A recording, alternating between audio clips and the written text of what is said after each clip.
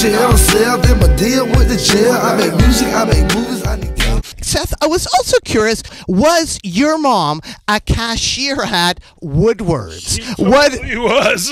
That's crazy. Yeah, there was a Woodward's in Richmond where in the mall that's now Richmond Center, I want to say maybe. And yeah, she was a cashier at the Woodward's when I was a kid. And I would go hang out. Yeah, that's so weird. How do you know that? Did I say that one time? You are Seth Rogen. We have to know. We have to know. And I was curious, your relative, Passenger 57? Yeah, one of my relatives produced the movie Passenger 57. Distant relative. He would be in our Passover Seders, and he was maybe one of the first links to Hollywood that I technically had. I couldn't tell you his name. You also have Z95.3 stickers in your room? I do. Wow, that's so weird. So my grandfather was a plumber. Seth Rogen, for your early years, you did 10 years of karate? I did do 10 years of karate at the Jewish Community Center. With Sean? Sean Ho! Holy, he worked at Safeway. That's who worked at Safeway. Wow, that's crazy, yeah. And Malcolm kicked you in the eye? Whoa, that's so crazy. Yes, Malcolm did kick me in the eye. And I lost vision in my eye for 24 hours. It's so weird. And to make sure I didn't permanently lose vision in my eyeball. In Seattle, age 4, did it all begin there? In Seattle? T.J. Roberts. T.J. Roberts. She was our friend. Whoa. We went to Seattle with her. And you told a joke. I told a joke at the border. You also picked up a porno in Chinatown? I did. The first porno. I was in a play at the Chinese community center. I could not tell you why, how this happened. Seth, I was curious, what can you say about this rap record right here? A test pressing, Gangstar. Gangstar. What do you think about Gangstar? I love Gangstar. We used to listen to Gangstar all the time, especially at summer camp. We were absolutely obsessed with Gangstar and would listen to them constantly. How do you know this? You are Seth Rogen. I should know the answer to that question. That's so crazy. But then there's also Hee Haw. And I will say your connection to Hee Haw is from one of your managers of past, Burlston. Oh, yeah. Oh, very good. Man, you do some thorough, in-depth, unnecessary research. How about the S&M mask? Didn't you get in trouble for wearing an S&M mask on an airplane? I didn't get in trouble, but how did you know that? This was just recently. This was like a month ago, or I was in San Francisco. But how'd you find that out? It wasn't on your DVD. You're right, it wasn't on my DVD. It wasn't on your DVD, but another sleeping incident was on your DVD, David Cross. Nardwuar, are you going to answer my question? How'd you find out about that? I'm just curious, just because it was so innocuous and barely anybody knew about it. On Mr. Show, you had a character called Dr. Shattuck. And was not a reference to Kim Shattuck of the band The Muffs? Very good. Yeah, that was. And lastly, David Cross, is it true you once got poison ivy on your cock?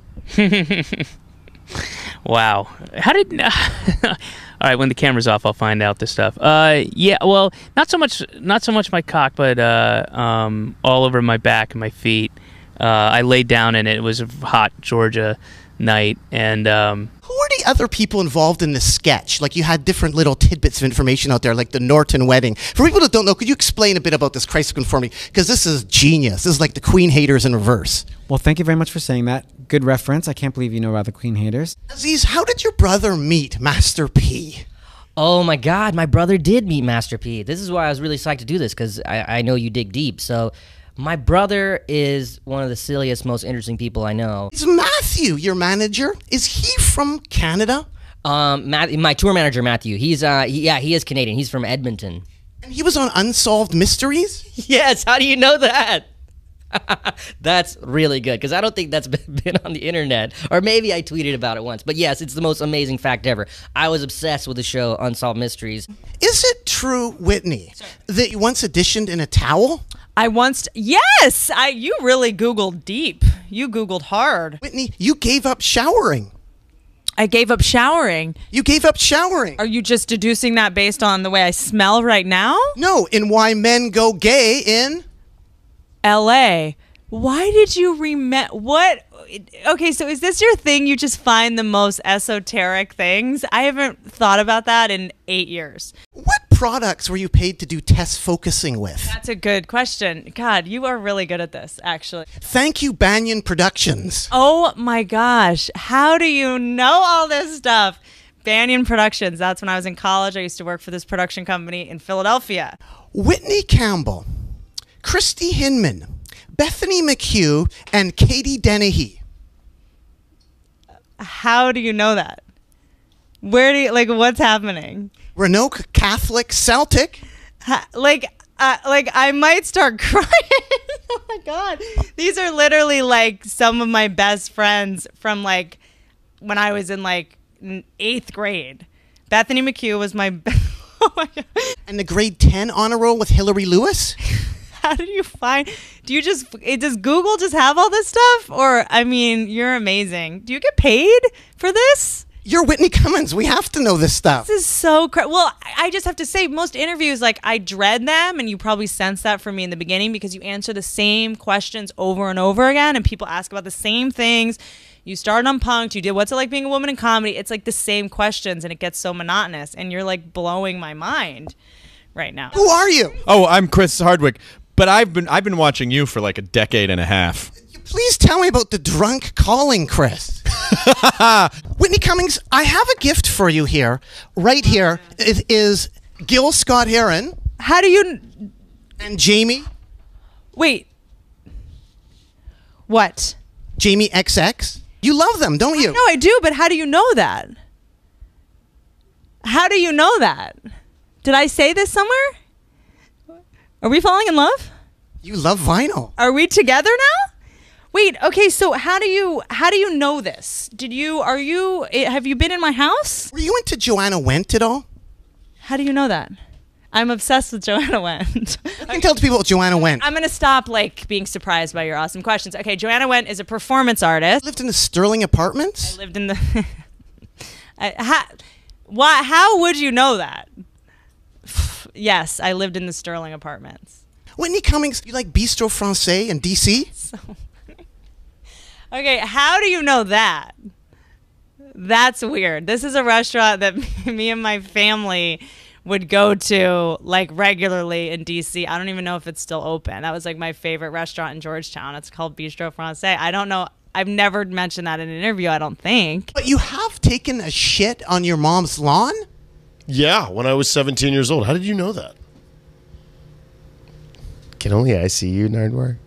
Andy, I was curious, growing up, Slick Rick, Dougie Fresh, you had a hoodie in grade 1? A hoodie in grade 1? Here it comes. Here it comes. Grade 1. In America, we call it first grade. How's Pedro? Pedro.